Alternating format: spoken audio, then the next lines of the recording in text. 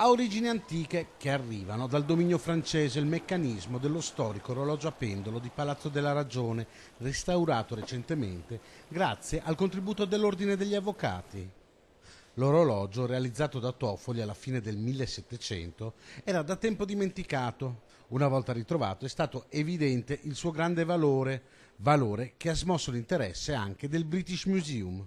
L'associazione degli orologiai legata al British è venuta a Padova sia per studiare l'orologio di Piazza dei Signori, ma anche per scoprire la complessa misurazione del tempo che attraverso gli orologi solari, le meridiane, attraverso gli orologi meccanici, viene compiuta all'interno del Palazzo della Ragione, che è una grande macchina del tempo. Un meccanismo molto antico di un grande valore storico.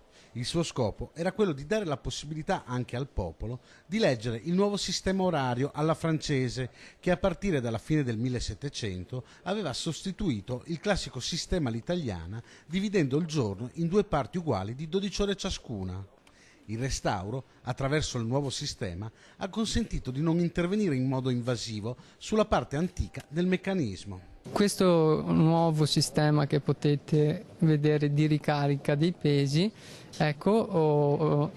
provvede proprio a rendere funzionante ancora il meccanismo senza essere intervenuti in modo invasivo sulla parte antica, quindi è solamente stato accoppiato sull'esistente. Nonostante non sia più possibile riposizionarlo nella sua collocazione originale, grazie al restauro sarà possibile per il pubblico visitarlo all'interno del Palazzo della Ragione.